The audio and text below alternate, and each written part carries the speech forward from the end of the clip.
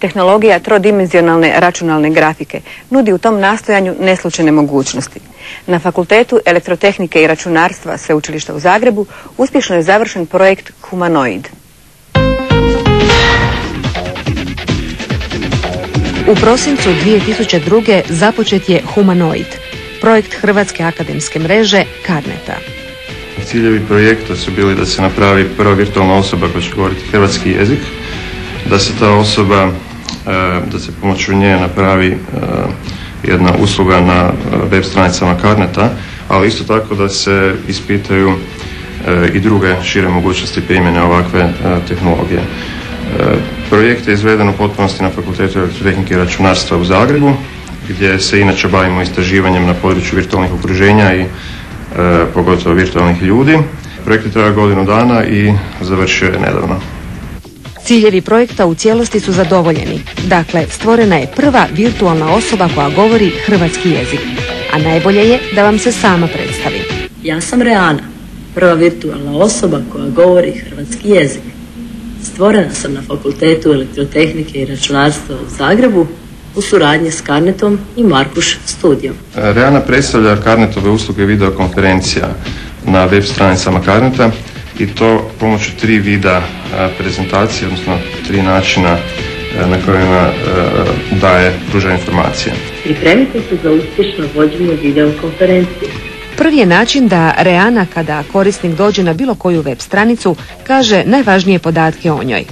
Drugi je takozvana interaktivna samostalna audiovizualna prezentacija, gdje Reana prezentira slike na web stranica. Nakon svakog dijela odvojite vrijeme za pitanja. Treći način, možda najnaprednije, je trodimenzionalna virtualna učionica. To je jedan virtualni 3D model učionice sa svom opremom koja je potrebna za izvođenje videokonferencije i sad korisnik se na web stranici može kroz tu 3D učionicu šetati, a pritom Reana objašnjava o opremi koja je tu instalirana, na što treba obratiti pažnju kada se takva jedna učionica izvodi. Znači daje dosta podataka uz samu animaciju u toj trodimenzionalnoj učionici. Slobodno razgledajte prostoriju i upoznajte se s tehničkom opremom. Poželjno je da učionica ima 2 monitora ili projektora s odgovarajućim platima za projekcije. Doista ima mnogo mogućnosti za primjenu virtualnih likova. Na filmu, televiziji, u marketingu i različitim igrama. Dalje imamo prezentatore na webu, kao što je primjer koji smo upravo vidjeli sa ovim našim projektom. Isto tako razni vidovi komunikacije, znači prijenos poruka pomoću virtualnih likova ili prezentacija vijesti i takve stvari.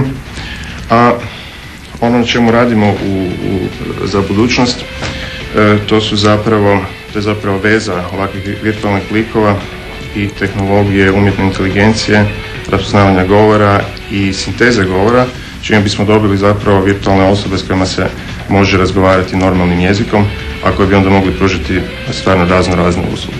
Kreirati mogu bilo koju osobu, nekoga iz stvarnog života ili potpuno izmišljenog.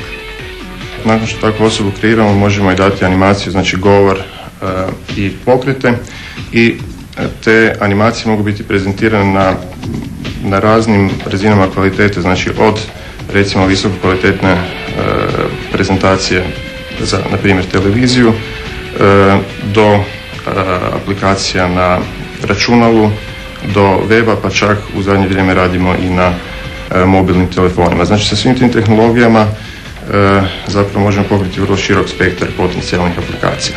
Završetak projekta nije ih zaustavio. Naprotiv, na 8. katu Ferova nebodera naporno rade dalje. Rad nastavljamo sa proizvodnjom alata koji će nam olakšati proizvodnju animacija na hrvatskom jeziku. Znači razvijamo softver koji će nam omogućiti automatsku sinkronizaciju usana na govor.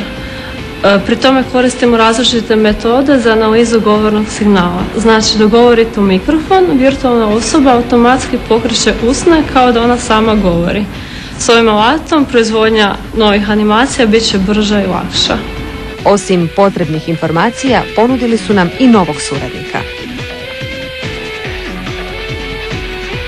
S obzirom da smo napravili već prvu virtualnu osobu, da tako kažem prvu virtualnu Hrvaticu. Meni bi bilo izuzetno drago kada bismo jednu od budućih naših virtualnih osoba zaposlili na Hrvatskoj televiziji i tako dobili recimo prvog virtualnog voditelja ili voditeljicu. Ja sam Reana, prva virtualna osoba koja govori hrvatski jezik.